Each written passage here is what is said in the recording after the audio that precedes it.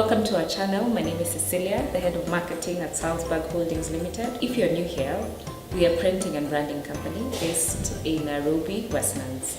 So today we're going to review this book, The Art of Social Media by Kawasaki and Fitzpatrick. If you've been following us, or if you follow our YouTube channel, or any updates that we put on Facebook and Twitter, you're aware that we've been working close with Big Soul Marketing. We are working on a 30-day project, and they've been helping us with our social media pages. I bought this book last year, but I started reading it this year, especially when we started working together with Big Soul. And I'm going to give you a couple of pointers that I've got from this book. And I'm not yet done. I think I'm almost done. But yes, I'll just tell you why some of the knowledge I've gotten from this book. You might find it relevant, you might not find it relevant, but I think it's an okay book. Number one, I think the best version of this book is the electronic version, because once you start reading the book, you'll notice that they have links. They mention clickable links, like for example, something like that. Here, the HubSpot calendar. If you have the electronic version, I think it allows you to click and see an example of what they're talking about, and at least to help you understand the book better and understand maybe something about social media. So I think the electronic version is a better version than the actual book, than the what's this called? The hard copy of the book, number one. Number two, this book provides tools to help you schedule and distribute your posts. I know there are organizations, or maybe there are people who would like to schedule and distribute their posts evenly. That's if you're serious about social media, or you've hired someone who's serious about social media and you're not very sure which sites or which applications help you do that. They actually have examples, a couple of examples here, and actual what are they called, websites, or I don't know, I think they're websites or apps that would help you plan your posts. So there are examples in here. And then sources of content. I think the biggest challenge with social media is having content every single time.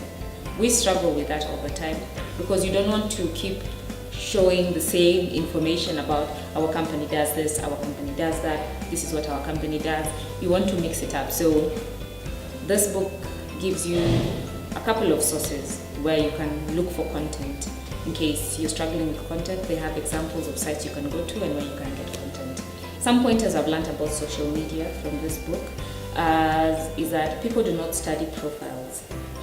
People spend very few minutes looking at your profile. They just make a snap decision. So if you're out there thinking that maybe people will take time to look through your profile, this book says that people do not have time to study profiles. It's just a quick decision. They just peruse through and decide whether to follow you or not follow you.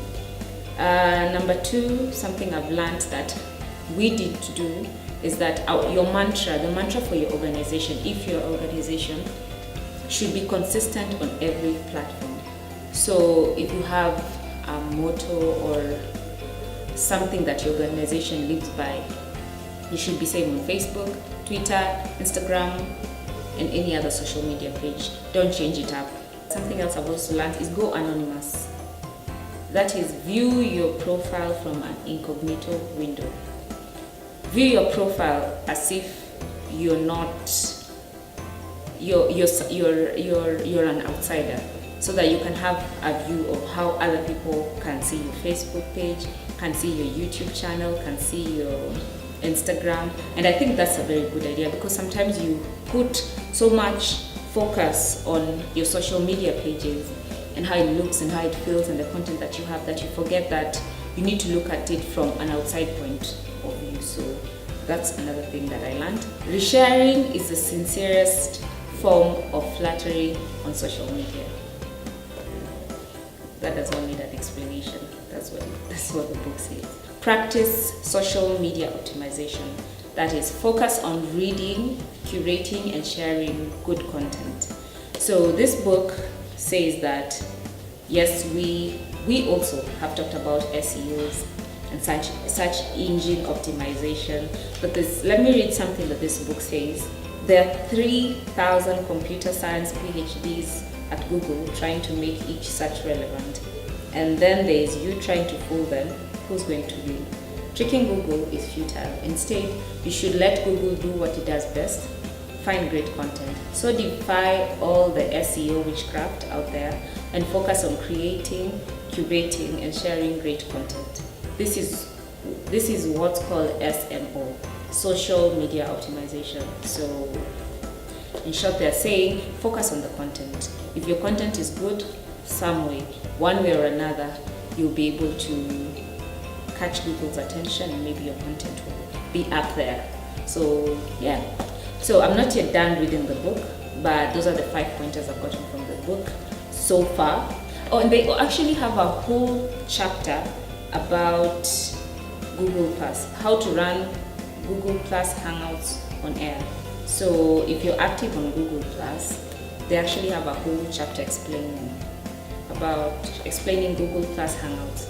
It's a good book if you're serious about social media. If this is maybe a career you want to go into, I think they have they have tips.